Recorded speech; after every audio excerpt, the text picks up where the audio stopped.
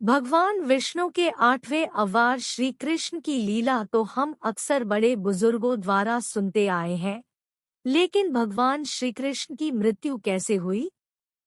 मृत्यु का कारण क्या था? क्या श्री कृष्ण ने मृत्यु के बाद अपना शरीर त्याग दिया और उनकी मृत्यु के बाद क्या हुआ?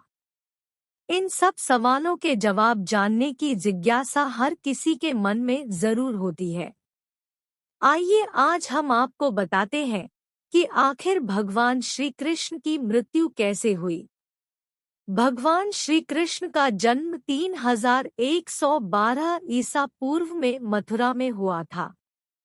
हालांकि उनका बचपन वृंदावन, बरसाना, नंदगांव, गोकुल और द्वारका आदि जगहों पर बीता।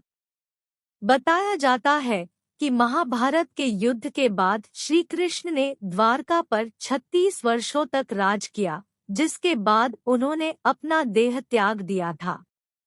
उस समय उनकी आयु 125 वर्ष थी। दरअसल उनकी मृत्यु के पीछे की वजह 2 श्राप है। आइए इनके बारे में जानते हैं। बताया जाता है कि महाभारत के युद्ध के बाद जब दुर्योधन और उसके सभी भाइयों का अंत हो गया, तो उनकी माता गांधारी को अत्यधिक क्रोध आया। अपने बेटे के शव पर शोक व्यक्त करते हुए रणभूमि पर गांधारी ने श्री कृष्ण को 36 वर्षों के बाद मृत्यु का श्राप दे दिया।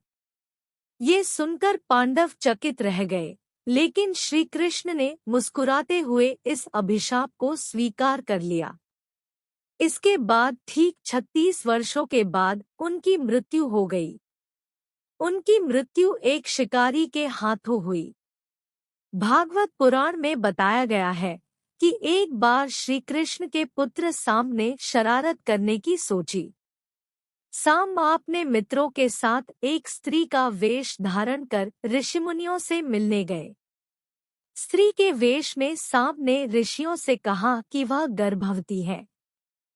यदुवंश कुमारों की इस शरारत से ऋषियों ने क्रोधित होकर उन्हें श्राप दे दिया कि तुम एक ऐसे लोहे के तीर को जन्म दोगी जो तुम्हारे पूरे कुल का सर्वनाश कर देगा। इस श्राप को सुनकर सांब डर गए और उन्होंने तुरंत सारी घटना उग्रसेन को बताई। श्राप से छुटकारा पाने के लिए उग्रसेन ने सांब से कहा कि तीर का चूर्ण बनाकर प्रभास नदी में प्रवाहित कर दो, जिसके बाद सांबा ने वही किया। इसके बाद उग्रसेन ने राज्य में ये आदेश पारित कर दिया कि यादव राज्य में कोई भी किसी प्रकार की नशीली सामग्री का इस्तेमाल, उत्पादन या वितरण नहीं करेगा।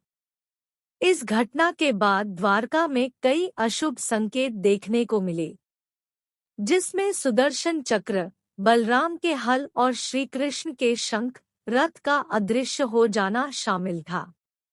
धीरे धीरे यहाँ अपराधों और पापों में भी बढ़ोतरी होने लगी और एक दिन सभी नगरवासी मदिरा के नशे में चूर हो गए और आपस में ही लड़ने मरने लगे।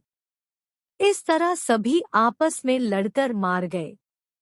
भागवत पुराण में बताया गया है कि एक दिन श्री कृष्ण पीपल के पेड़ के नीचे विश्राम कर रहे थे। तब जरा नाम के एक बहेलिये ने भगवान कृष्ण को हिरण समझकर उन पर तीर से प्रहार कर दिया, जिसके बाद श्री कृष्ण ने अपने देह त्याग दिया और उनकी मृत्यु हो गई।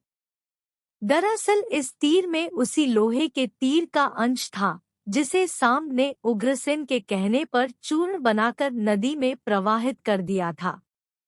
इस प्रकार ऋषि के श्राप के अनुसार ही समस्त यदुवंशियों का नाश हो गया। गांधारी के श्राप के अनुसार श्री कृष्ण की मृत्यु हो गई।